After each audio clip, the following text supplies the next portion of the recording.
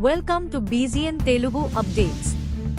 IPL 2024 17వ సీజన్లో ఇటీవల ఆర్సీబీతో జరిగిన కీలక మ్యాచ్లో చెన్నై ఓడిపోయింది.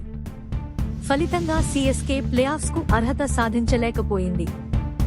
దీంతో చెన్నై మాజీ కెప్టెన్ మహేంద్ర సింగ్ ధోనీ రిటైర్మెంట్పై ఊహాగానాలు ఊపందుకున్నాయి. బెంగళూరుతో జరిగిన మ్యాచే ధోనీకి చివరిదని, మహీని మళ్లీ మైదానంలో చూడలేమని ప్రచారం జరుగుతోంది. ఈ నేపథ్యంలోనే మరో వార్త బయటికొచ్చింది.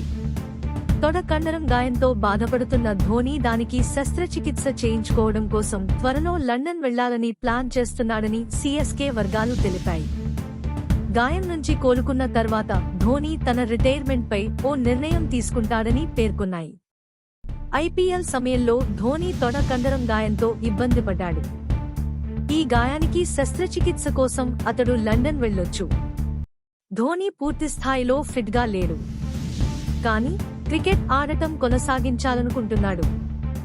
శస్త్రచికిత్స తర్వాతే అతడు తన భవిష్యత్తు గురించి నిర్ణయం తీసుకుంటాడు. చికిత్స తీసుకుని కోలుకోవడానికి 5 నుంచి 6 నెలలు పడుతుంది అని సీఎస్కే వర్గాలు తెలిపాయి. నిజానికి ఈ ఐపీఎల్ ప్రారంభానికి ముందు నుంచే ధోనీ గాయంతో ఇబ్బంది పడుతున్నాడు. జట్టు రెండో వికెట్ కీపర్ అయిన డేవిడ్ కాన్వే కూడా గాయం బారిన పడటంతో తప్పనిసరి స్థితిలో మహీనే బాధను ఓర్చుకుని మైదానంలోకి దిగాడు. ఓ పక్క గాయానికి మందులు వాడుతూనే వీలైనంత తక్కువ పరిగెత్తేలా జాగ్రత్తలు తీసుకుంటూ ఆడాడు. వాస్తవానికి డాక్టర్లు అతడిని విశ్రాంతి తీసుకోమని సూచించారు. కానీ జట్టులోని కీలక ఆటగాళ్లు గాయాలతో వైదొలగడంతో ధోనీనే నిలబడాల్సి వచ్చింది.